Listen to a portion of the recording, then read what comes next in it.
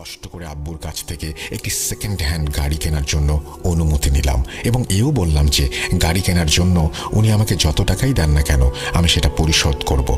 আমার আব্বু বুঝতে পারলেন যে ছেলে আসলে এবার কিছু করতে চাইছে। আমার কথা আর আবদার শুনে টাকা ফেরত দেওয়ার কন্ডিশনে উনি আমাকে গাড়ি কেনার টাকা দিয়ে দিলেন। আমি মনে মনে বললাম আলহামদুলিল্লাহ। প্রায় 1 মাস পর আমি আমার পছন্দ মতো একটি গাড়ি পেয়ে গেলাম এবং কাগজপত্র সব চেক করে নিজের নামে গাড়িটি কিনে নিলাম। গাড়ি কিনে নিজের হাত আরও একবার ঝালিয়ে নিয়ে আমি গাড়িটি উবারে রেজিস্টার করলাম। আমি আমার কাজটা আসলে উপভোগ করছিলাম। তাছাড়া যেহেতু নতুন নতুন কাজ, সেহেতু আমি প্রায় প্রতিদিন 12 ঘন্টা গাড়ি চালাতে শুরু করলাম। তখন প্রায় 1 মাস হবে আমি উবারের আন্ডারে গাড়ি চালাচ্ছি। সব ঠিকঠাক ছিল, টাকাও কামাচ্ছিলাম, বেকার নই।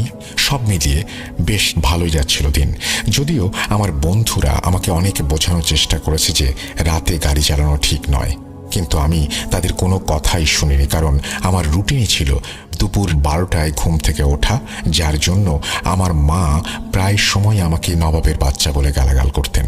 আমি ঘুম থেকে উঠে ফ্রেশ হয়ে দুপুরের খাবার খেয়ে বের হতে হতে বিকেল 4টা বেজে যেত। তারপর আমি বিকাল থেকে রাতে কাজ করে প্রায় ভোর 4টায় বাড়ি ফিরতাম। কিন্তু সপ্তাহের শেষের দিকে, বিশেষ করে শুক্রবার ও শনিবার রাতে আমার রুটিন একটু বদলে যেত। কারণ এই 2 দিন রাত 12টার দিকেই আমি সাইন আউট করে ফেলতাম।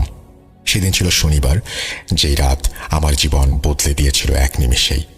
শনিবার রাত 12টায় আমি আমার নিয়ম মতো সাইন আউট করে দিচ্ছিলাম, কিন্তু হঠাৎ করে আমার কাছে একটা রাইড রিকোয়েস্ট এলো এবং আমি ভুলবশত না চাইতেও সেই রাইড অ্যাকসেপ্ট করে ফেললাম। এই সময়ে এই রাইড অ্যাকসেপ্ট করার জন্য আমি আফসোসও করেছিলাম, কিন্তু যদি আমি এই রাইডটি ক্যান্সেল করতাম তাহলে আমার রেটিং খারাপ হয়ে যেত। সুতরাং আমি ভাবলাম যে এই রাইডটা শেষ করে তারপর সাইন আউট করে দেব। যখন আমি প্যাসেঞ্জার পিক আপ পয়েন্টে পৌঁছালাম তখন দেখলাম একজন বৃদ্ধ মানুষ ঘর থেকে বের হয়ে এসে গাড়ির দরজা খুলে আমার পাশে এসে বসে গেলেন। ওনার চেহারা দেখে ওনাকে বেশ চিন্তিতই লাগছিল আমার কাছে। আমি ওনার কাছে জানতে চাইলাম যে ওনার সাথে আর কেউ আছে কিনা। যেহেতু উনি ফ্রন্ট সিটে বসেছেন আমার সাথে, উনি মাথা ঝাঁকিয়ে উত্তর দিলেন, হ্যাঁ আছে। আমি অপেক্ষা করতে লাগলাম। কয়েক মিনিট পর একজন মহিলার সাথে একজন যুবতী মেয়ে গাড়ির পাশে এসে দাঁড়ালো।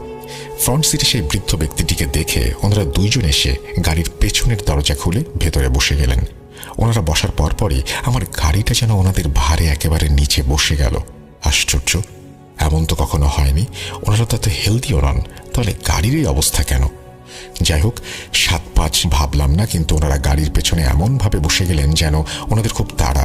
ওনাদের কিছু জিজ্ঞেস করলেও ওনারা উত্তর দিচ্ছিলেন না। আমি মনে মনে ভাবলাম, এ এক বিপদে পড়লাম আল্লাহ।